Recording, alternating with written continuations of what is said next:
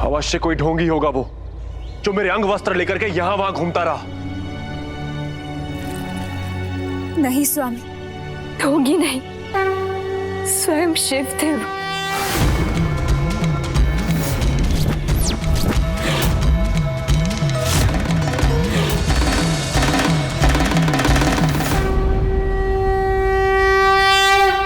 उन्होंने कहा मैं कौन हूँ, ये कैसे बताऊं?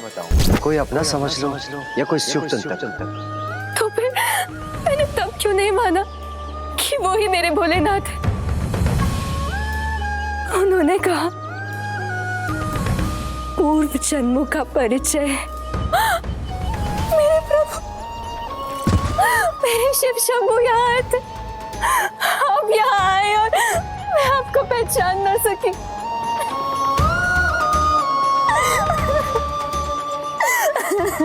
शांत हो जाओ नीला, शांत हो जाओ। ये सब मत सोचो, वो तो केवल एक मंदिर का पुजारी था। अब शिवाय हो या शंभैया, उससे क्या? वो मेरे प्रभु थे, मेरे शिव शंकर थे, मेरे भोलेनाथ थे, और उन्होंने नहीं पहचाना। इतने दिव्य थे, ऐसी अनूठी आभा थी उनकी, ऐसी चमक देखकर भी मैं चूक कैसे गई? पहचान क्यों ना सकी मैं अपने प्रभु को?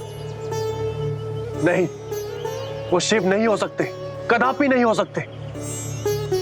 देखो कितना कष्ट दिया है तुम्हें।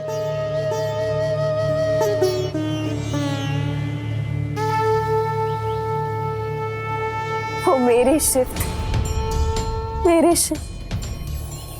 बस बहुत हुआ। हमने तुमसे कहा था नीला, जब तक तुम्हारे भगवान हमारे मध्य नहीं आते, हम तुम्हारी भक्ति सहन कर लेंगे। किंतु आज दूसरी बार उन्होंने हम दोनों में भेद उत्पन्न किया है।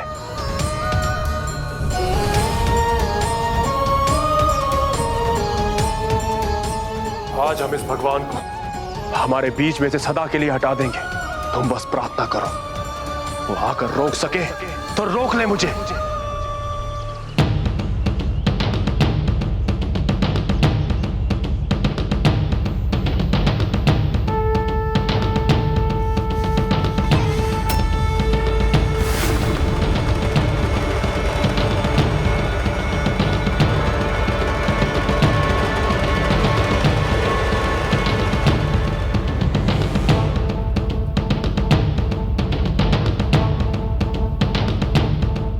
ये तो कभी भी मंदिर में प्रवेश नहीं करता था, और ये इतने क्रोध में क्यों आया है यहाँ?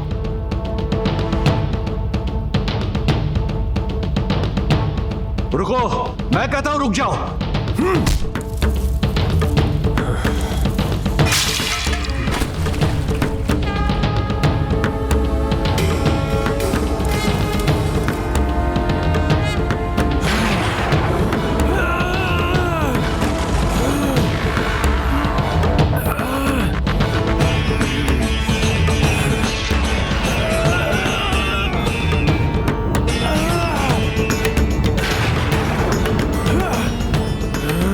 पूजा करने नहीं, अपितु प्रभु को यहाँ से हटाने के लिए आया है।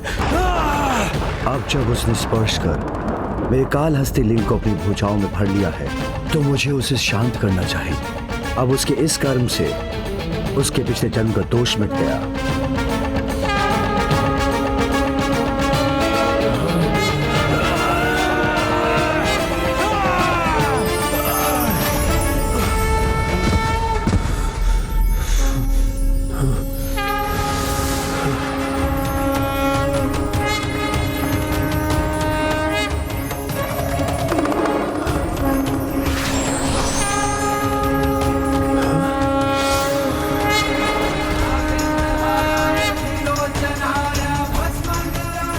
अंततः तुम आ ही गए पुत्र।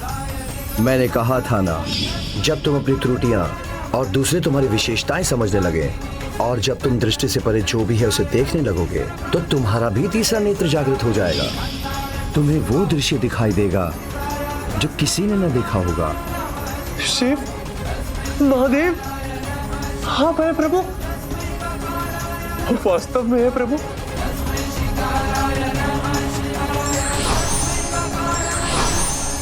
शिव।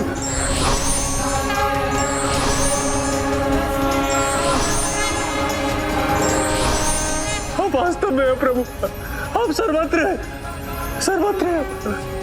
मेरे नेत्र खोलकर मुझे दर्शन देकर प्रभु आपने बहुत बड़ी कृपा की है मुझ पर। मुझे मेरी भूल समझा दी प्रभु,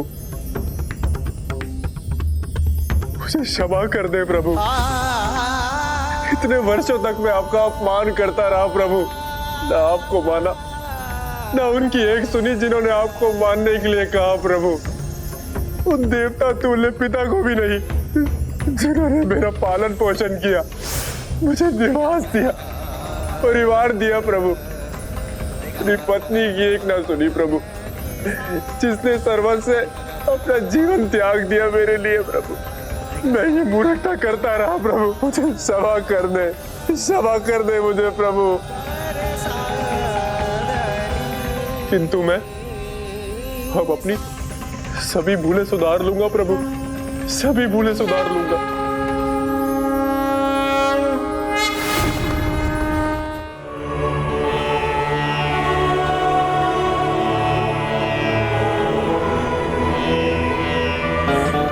स्वामी, आप जगत के स्वामी के सामने झुके, मेरा जीवन सफल हो गया।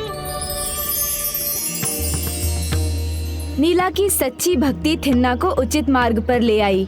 उस दिन थिन्ना भी इस सत्य से अवगत हो गया कि जो कुछ भी होता है वो प्रभु कृपा से ही होता है। ये तो नीला के साथ का ही परिणाम था जो थिन्ना को प्रभु के दर्शन मिले। उनकी इस कथा से हमें ये सीख मिलती है कि उचित जीवन साथी का साथ मिलने से जीवन में हमेशा सकारात्मक परिवर्तन ही आते हैं।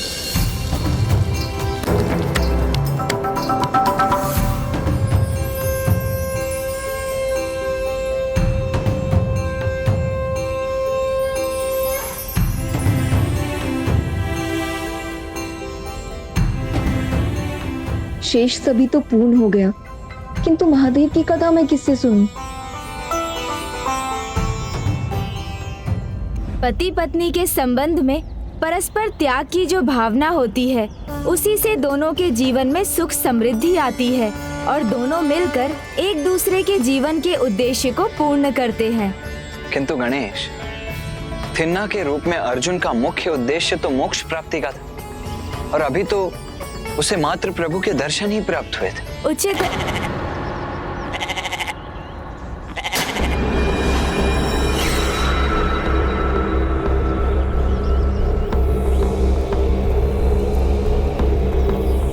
अब हम क्या करें?